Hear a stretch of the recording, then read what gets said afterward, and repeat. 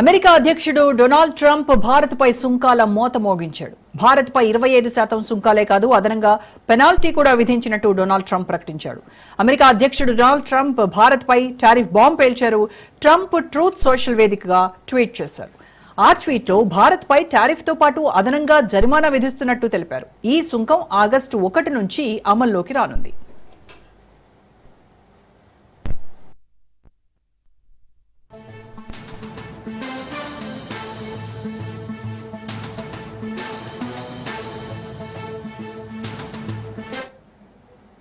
భారత్ మాకు మిత్రుడే అయినప్పటికీ అత్యధిక దిగుమతి టారిఫ్లు, కఠినమైన ట్రేడ్ బ్యారియర్లు ఉన్నాయని విమర్శించారు. భారత్ రష్యా నుంచి భారీగా ఆయుధాలు, ఇంధనం కొనుగోలు చేస్తోంది. యుక్రెయిన్పై రష్యా యుద్ధం కొనసాగుతున్నటువంటి నేపథ్యంలో భారత్ నిర్ణయం హేయమైన చర్య అనే అభిప్రాయం వ్యక్తం చేశారు.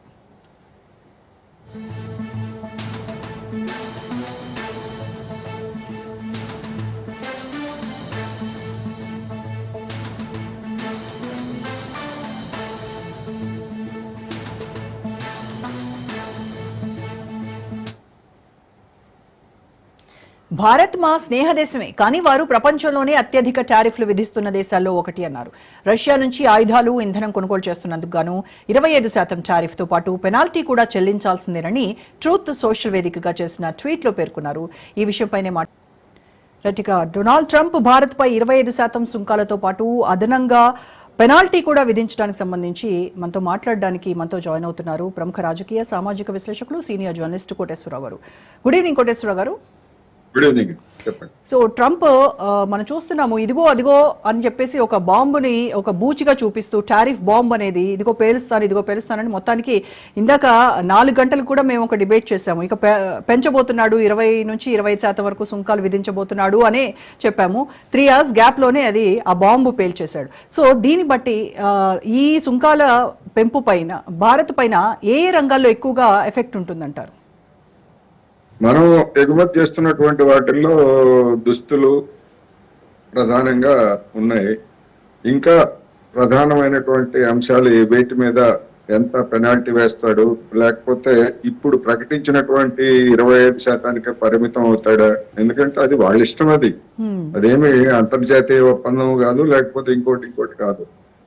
వివిధ దేశాల మీద వివిధ రకాల పన్నులు విధిస్తున్నట్టు ప్రకటించిన తర్వాత రేపు మనల్ని బెదిరించడానికి ఇంకా కూడా అదనంగా పన్నులు వేయచ్చు, లేదా పెనాల్టీలు వేయచ్చు. లేకపోతే మీ వస్తువులు నాసిరకం, మా ప్రమాణాలకు అనుగుణంగా లేవని చెప్పేసి మనకి తిప్పి పంపించినటువంటి వాటిని ఏ పనులు చేయడానికైనా కానీ అమెరికా లేదా డొనాల్డ్ ట్రంప్ సిద్ధంగా ఉంటారనేది మనం గమనించాలి. అందుకని ఇంకా మొత్తం మనకి డీటెయిల్స్ అన్ని వచ్చిన తర్వాత దేని మీద ఎంత వేశారు అనేటువంటిది మనకి డీటెయిల్స్ వచ్చిన తర్వాత వాటి యొక్క ప్రభావం ఏమిటనేటువంటిది మనం స్పష్టంగా మరోసారి చర్చించుకోవచ్చు. కానీ ఇది మొత్తం మీద చూసినప్పుడు 25% పన్నులు అనేటువంటివి అంటే మన ఎగుమతులు కాంపిటేటివ్ అంటే పోటీ తత్వాన్ని కోల్పోయేటువంటి అవకాశం ఉంటుంది. ఎందుకంటే అంత 25% అంటే మనం చెల్లించేది కాదు. అది ఆ మొత్తం ఎవరైతే దిగుమతి చేసుకుంటున్నారో అమెరికాలో ఉన్నటువంటి కన్జ్యూమర్స్ వాళ్ళు పే చేయాలి. లేకపోయేట్లయితే మన దేశం తక్కువ రేట్లకు ఇస్తే దిగుమతి చేసుకున్నటువంటి వాళ్ళు కొంత భరించాలి. అందువల్ల వాళ్ళు భరిస్తారా, లేకపోతే మొత్తం వినియోగదారు మీదనే వేస్తారా ఏమిటి అనేటువంటిది అంటే ఇంటర్నల్ పాలసీ డొనాల్డ్ ట్రంప్ అక్కడ ఉన్నటువంటి దిగుమతిదారుల యొక్క ఇంటర్నల్ పాలసీ కూడా దాన్ని బట్టి కూడా ప్రభావితం అయ్యేటువంటి అవకాశం ఉంటుందన్నది మనం గమనించాలి. అందుకని ఇది మొత్తానికి ఇప్పుడు గత వారం రోజులుగా ఈ ఒప్పందం జూలై 9 అన్నారు, అయిపోయింది. ఆగస్టు 1 అన్నారు, అది కూడా ఎటు తేలలేదు. ఈ అనిశ్చితి అనేటువంటిది మన స్టాక్ మార్కెట్ మీద కూడా గత కొద్ది రోజులుగా ఎన్ని లక్షల కోట్లు ఆవిరైపోయినాయో కూడా మనం చూసాం. ఎందుకంటే ఏ రంగం మీద ఏ విధమైనటువంటి పన్నులు వేస్తారో అది ఎటువంటి పరిణామాలకి, ఫలితాలకి దారితీస్తుంది అనేటువంటి ఒక అనిశ్చితి. అందువల్ల రేపటి నుంచి ఇవాళ స్టాక్ మార్కెట్లు కొద్దిగా కోలుకొని ప్లస్ లో ముగిసాయి. మరి దీని ప్రభావం రేపు ఎట్లా ఉంటుంది? ఎందుకంటే మన స్టాక్ మార్కెట్ ముగిసిన తర్వాత వచ్చినటువంటి అనౌన్స్మెంట్ ఇది, ఈ ప్రకటన. ఇవాళ. అందుకని రేపు దీని ప్రభావం ఎట్లా ఉంటుంది ఏమిటి అనేటువంటిది మనం రేపు చూడాల్సి వస్తుంది. అన్నింటికి మించి నేను ముందే చెప్పినట్టుగా ఏ వస్తువు మీద ఎంత టారిఫ్, ఎంత పెనాల్టీ అనేటువంటిది మనకి డీటెయిల్స్ వచ్చిన తర్వాత మాత్రమే మనం చెప్పగలం. అయితే ట్రంప్ చేసినటువంటి వ్యాఖ్యల్లో మనం మాట్లాడుకోవాల్సింది ఏంటంటే భారత్ నాకు మిత్రదేశమే, బట్ అయినప్పటికీ కూడాను అన్ని దేశాల కంటే కూడా ఎక్కువగా అమెరికాపై టారిఫ్ విధిస్తోంది అని చెప్పేసి మాట్లాడారు. అది ఎంతవరకు వాస్తవం అంటారు? అది వాస్తవమే అది. ఎందుకంటే భారతదేశం మనం ప్రపంచీకరణ గురించి మనం ఎన్ని కబుర్లు చెప్పినా లేదా అమెరికా ఎన్ని కబుర్లు చెప్పినా గానీ భారతదేశం ఆ విధమైనటువంటి రక్షణ చర్యలని తీసుకుంటా ఉంది. తీసుకోవడం అవసరం కూడా. అది మన్మోహన్ సింగ్ ప్రభుత్వమైనా లేదా నరేంద్ర మోడీ సర్కార్ ప్రభుత్వం అయినా ఎవరైనా కావచ్చు, ప్రభుత్వం ఎవరైనా కావచ్చు, ఇక్కడ మన పరిశ్రమలని లేదా మన వ్యవసాయ రంగాన్ని, మన పౌల్ట్రీ రంగాన్ని వీటన్నిటిని రక్షించుకోవాలంటే అమెరికా లేకపోతే ఇతర ధనిక దేశాల నుంచి వాళ్ళు పెద్ద మొత్తంలో సబ్సిడీ ఇస్తారు. ఆ సబ్సిడీలన్నింటినీ కూడా అక్కడ ఉన్నటువంటి వాళ్ళు తీసుకొని మన మీద డంప్ చేస్తారు. ఇప్పుడు మన మీద గత కొద్ది నెలలుగా చేసినటువంటి ఒత్తిడి కూడా అదే. మన వ్యవసాయ రంగాన్ని, మన డైరీని, మన పౌల్ట్రీని మొత్తాన్ని ఓపెన్ చేస్తారా లేదా అనేటువంటిదే వాళ్ళు చేసినటువంటి డిమాండ్. దాన్ని అంగీకరించేట్లయితే కోట్లాది మందిగా ఉన్నటువంటి పాల రైతులు, అదేవిధంగా పౌల్ట్రీ వ్యవసాయం ఇవన్నీ కూడా దెబ్బతింటాయి. అందుకనే వాటిని నరేంద్ర మోడీ సర్కారు కూడా ప్రతిఘటించాల్సి వచ్చింది, అనివార్యం. డొనాల్డ్ ట్రంప్ నా స్నేహితుడు, జిగ్నీ దోస్తు ఇట్లాంటి కబుర్లని ఈయన కూడా చెప్పాడు. ఒక ట్రంపే కాదు కదా. 5 ఏళ్ల క్రితం వెళ్ళి అబ్కి బార్ ట్రంప్ సర్కార్ అని కూడా ప్రచారం చేసి వచ్చినటువంటి మోడీ గారి గురించి మనకు తెలిసిందే కదా. అందుకని ఇక్కడ ఎక్కడన్నా బాబాయ్ గాని వంగతోట దగ్గర కాదన్న ఒక లోకోక్తిలాగా ఈ వ్యవసాయము లేకపోతే ఇతర వాణిజ్యము, పరిశ్రమలు, ఈ ఉత్పత్తులు వీటి విషయంలో రక్షణాత్మక చర్యలు కనుక లేకపోయేట్లయితే మనలాంటి దేశాలు వెంటనే కుప్పకూలిపోతాయి, మొత్తం డంప్ చేసేస్తారు. ఇప్పుడు 10 ఏళ్ల క్రితమే మన పౌల్ట్రీ రంగంలో కోళ్ళు అక్కడ మనకిక్కడ కోడి కాళ్ళు తినటం మనకి ఒక ప్రెస్టేజ్ గా ఫీల్ అవుతాము, లేకపోతే ఒక ప్రివిలేజ్ గా ఫీల్ అవుతారు మన వాళ్ళు. అమెరికాలో కోడి కాళ్ళు తినరు. అందుకని అమెరికాలో మిగిలిపోయినటువంటి కోడి కాళ్ళన్నింటినీ కూడా మన దేశంలో డంప్ చేయడానికి అప్పుడు ప్రయత్నం చేశారు. చేసినప్పుడు 10 ఏళ్ల క్రితమే ఇక్కడ ఉన్నటువంటి పౌల్ట్రీ ఇండస్ట్రీ దాన్ని తీవ్రంగా ప్రతిఘటించిన తర్వాత డబ్ల్యూటీఓ పేరుతోటి తర్వాత 2 ఏళ్ల క్రితం ఏం చేశారు, బాతు మాంసాన్ని, టర్కీ మాంసాన్ని 30% ఎంతో ఉన్నటువంటి దాన్ని 5% తగ్గించి నామమాత్రపు దాన్ని ఎలవ్ చేశారు. అయితే మన దేశంలో బాతు మాంసము లేకపోతే టర్కీ ఇది తినేటువంటి వాళ్ళు చాలా పరిమితంగా ఉంటారు కనుక మన మీద పెద్ద ప్రభావం చూపలేదు. అందుకని మన పౌల్ట్రీ పరిశ్రమ కూడా దాని మీద చేయలేదు. అదేవిధంగా జున్ను, డైరీకి వచ్చేసరికి జున్ను, ఇతర డైరీ ప్రోడక్ట్స్ వీటన్నిటిని డంప్ చేయడానికి మీరు తెరుస్తారా లేదా అనేటువంటిది వాళ్ళు చేసినటువంటి ఒత్తిడి. రెండోది మొక్కజొన్న ఇవాళ ఒక అనేక ప్రాంతాల్లో వరి కంటే మొక్కజొన్న లాభసాటిగా ఉంది రైతులకి. అటువంటి మొక్కజొన్నల్ని మీరు దిగుమతి చేసుకోండి. అదేవిధంగా జన్యు మార్పిడి విత్తనాలను మీరు అనుమతించండి అని చెప్పేసి ఈ సంప్రదింపుల సందర్భంగా ఈ 2 నెలల్లో మన మీద ఒత్తిడి తీసుకొచ్చారు. దానికి బహుశా అంగీకారం చెప్పని కారణంగానే ఇక అనివార్యంగా మన మీద ఆ 25% అనేటువంటిది విధించాడు. ఇది ఇంతటితో ఆగుతాయని మనం అనుకోక్కర్లేదు, పెరిగినా ఆశ్చర్యం.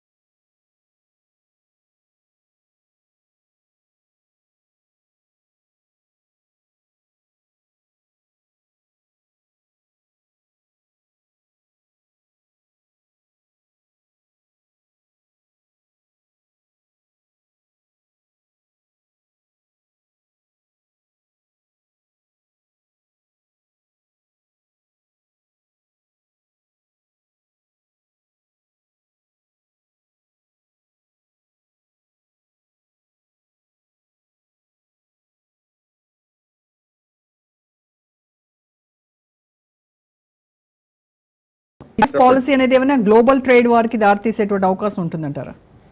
ఇప్పుడు ఆల్రెడీ చేస్తున్నాడు కదా ప్రపంచం మొత్తం మీద అమెరికా వారే కదా ప్రకటించింది. చైనా మీద 250% అన్నాడు, లేకపోతే ఇంకొక దేశం మీద 40% అన్నాడు, ఇంకో దేశం మీద 50% అన్నాడు, ఇంకా మొత్తం మీద ఐరోపా మీద 15% అన్నాడు. సరే, మొన్న ఒప్పందం 15% కుదుర్చుకున్నాడు. ఇప్పుడు ఇండియా మీద 25% అన్నాడు. ఇది ఏకపక్షంగా ఒక విధంగా చెప్పాలంటే గూండాయిజం. ప్రపంచ వాణిజ్య సంస్థతో నిమిత్తం లేదు కదా ఇప్పుడు ఈ పన్నులకి. ప్రపంచ వాణిజ్య సంస్థ అసలు పాత్రే లేదు కదా. దాన్ని పక్కన పెట్టేసి నేను చేస్తాను పనులు, అంగీకరిస్తారా లేదా, లేకపోతే మీ సంగతి చూస్తా. ఇది కదా గూండాయిజం. అమెరికన్ గూండాయిజం తప్ప మరొకటి కాదు. అయితే ఇప్పుడు ఈ టారిఫ్లు కావచ్చు, ఈ పెనాల్టీలు కావచ్చు, ఏవైతే భారతదేశం పైన విధిస్తున్నారో, ఈ ఎక్కువగా మన దేశంలో ఉన్నటువంటి వ్యవసాయ రంగము, ఐటీ, ఫార్మా వీటిపైన ఎక్కువగా ఎఫెక్ట్ ఏమైనా ఉంటుందంటారా సార్? అంటే ఇప్పుడు మన దేశం నుంచి ఫార్మాలో ముఖ్యంగా జనరిక్ మెడిసిన్స్ ని అమెరికా పెద్ద మొత్తంలో దిగుమతి చేసుకుంటా ఉంది. ఎందుకు దిగుమతి చేసుకుంటుందంటే మనం చౌక ఇస్తున్నాం. ఇప్పుడు మన ఫార్మా, మన జనరిక్ మెడిసిన్స్ మీద 25% వాడు కనుక పెనాల్టీ లేకపోతే పన్నులు వేసాడు అనుకోండి, ఆ 25% ధరలు అక్కడ పెరుగుతాయి. అక్కడ ఉన్నటువంటి రోగులు, కన్జ్యూమర్స్, హాస్పిటల్స్ వాళ్ళు అదనంగా పే చేయాల్సి వస్తుంది. అందుకనే ఈ ఫార్మా రంగాన్ని మినహాయించారు. మొన్న కూడా, ఇంతకు ముందు కూడా ఫార్మా రంగాన్ని జోలికి వెళ్ళాల. ఫార్మా రంగాన్ని జోలికి వెళ్తే అమెరికాలో పెద్ద గొడవ అవుతుంది. అక్కడ చైనాకి మినహాయించారు, భారత్ కి మినహాయించారు. ఎందుకంటే అక్కడ ఉన్నటువంటి అమెరికాలో ఉన్నటువంటి ఆసుపత్రుల్లో ఎక్కువ భాగం 99% జనరిక్ మెడిసిన్స్ ని వాడతాయి. లైసెన్స్డ్ అయి వాడితే చాలా రేట్ ఉంటుంది. మనం కూడా చూస్తున్నాం కదా ఇక్కడ జనరిక్ మెడిసిన్స్ ఎంత చౌకగా వస్తాయో, అదే లైసెన్స్డ్ మెడిసిన్స్ ఎంత చౌకగా వస్తాయో మనం కూడా చూస్తున్నాం కదా. అందుకని వాటికి అవసరమైన వాటినేమో మినహాయించాడు, అవసరం లేనటువంటి వాటిని టైట్ చేస్తున్నాడు. టైట్ చేయడం ద్వారా ఇప్పుడు ఉదాహరణకి మన దుస్తులు, మన దేశం నుంచి టెక్స్టైల్స్ కావచ్చు, లేకపోతే గార్మెంట్స్ ఇట్లాంటి ఎగుమతి అవుతాయి. 25% అంటే మన రేట్లు పెరుగుతాయి. అది బంగ్లాదేశ్కో లేకపోతే ఇంకోటికో వాడికి నచ్చినటువంటి దేశం ఉందంటే మేము 10% లేకపోతే 5% మేము దిగుమతి చేసుకుంటామంటే వాడి చౌక అవుతాయి, మనకి ఖరీదు అవుతాయి. అందుకని మన ఎక్స్పోర్ట్స్ దెబ్బతింటే వాడి ఎక్స్పోర్ట్స్ పెరుగుతాయి. ఇది వాణిజ్య దందా. దీన్ని కూడా ఒక విధంగా చెప్పాలంటే వాణిజ్య దందా. ఈ వాణిజ్య దందాకి అమెరికా పాల్పడతాం. అంటే ఈ ట్రంప్ ఏమైనా ఈ బెదిరింపుల నుంచి ఒక అడుగు వెనక్కి తగ్గేటువంటి అవకాశం ఉంటుందంటారా? భారత ప్రభుత్వంతో చర్చలు అలాంటివి ఏమైనా జరిగిన తర్వాత, లేదంటే ఫిక్స్డ్ గా ఇదే డెసిషన్ ఫైనల్ అని చెప్పేసి ఛాన్స్ ఉంటుందా? భారత ప్రభుత్వం కూడా ఇప్పుడు భారత వైపు నుంచి ఉన్నటువంటి ఒక బలహీనత ఏమిటంటే, మన దేశంలో ఉన్నటువంటి కొన్ని శక్తులు చైనాని ఒక శత్రువుగా చూపించి చైనాని ఎదుర్కోవాలంటే మనకి అమెరికా అండ కావాలి అనేటువంటి అభిప్రాయంతో కొంతమంది ఉన్నారు. మన్మోహన్ సింగ్ హయాంలోనే క్వాడ్ అనేటువంటిది వచ్చింది. ఎవరు క్వాడ్ లో? Japan, Australia, America, Bharat. ఎవరికి వ్యతిరేకంగా ఈ క్వాడ్? చైనాకి వ్యతిరేకంగా. కరెక్ట్. అది మన్మోహన్ సింగ్ దాన్ని గమనించి దాన్ని పక్కన పెట్టేశాడు, పటకెక్కించాడు. నరేంద్ర మోడీ గారు అధికారానికి వచ్చిన తర్వాత దాన్ని మళ్ళా దుమ్ము దులిపి ఇక్కడ సమావేశాలు పెట్టడం, ఏ దేశంలో సమావేశాలు జరిగితే ఆ సమావేశాలకు వెళ్ళి అక్కడ ఉపన్యాసాలు చేయడం, తీర్మానాలు చేయడం చేస్తున్నాడు. మరి ఇటువంటి పనులు చేస్తా ఉన్నప్పుడు అమెరికా వాడు మన మాట ఎట్లా వింటాడు? వాడి చేతిలో వాడి చంకనెక్కి మనం చైనాకు వ్యతిరేకం పేరుతో వాడి చంకనెక్కినప్పుడు మన బలహీనత ఏమిటో వాడికి అర్థం అవుతా ఉంది కదా. అందుకనే ఇప్పుడు చైనా కానీ, బ్రెజిల్ కానీ, ఈ బ్రిక్స్ దేశాలన్నీ ఇవన్నీ కూడా చెప్తున్నది ఏంటంటే, అమెరికా వాడి దందాన్ని ఏ ఒక్క దేశము ఎదుర్కోలేదు కనుక మనం అందరం కలిసి ఎదుర్కొందాం అనేటువంటి అభిప్రాయాన్ని ముందుకు తీసుకొస్తున్నారు. అది ఇవాళ మనం, కానీ ఐరోపా ఎప్పుడో చేసింది ఆ పని. ఐరోపా ఎకనామిక్ యూనియన్, ఐరోపా యూనియన్ ఎందుకు ఏర్పడింది అంటారు? అమెరికా దందాన్ని తట్టుకోవడానికే. అమెరికా, జపాన్ నుంచి వచ్చేటువంటి పోటీని తట్టుకోవడం కోసం ఒక ఇండివిజువల్ దేశం తట్టుకోలేదు కనుక మొత్తం ఐరోపాలో ఉన్నటువంటి దేశాలన్నీ ఐరోపా ఎకనామిక్ యూనియన్ కదా అది అసలు. ఆ తర్వాత మామూలు పొలిటికల్ యూనియన్ గా కూడా మారింది.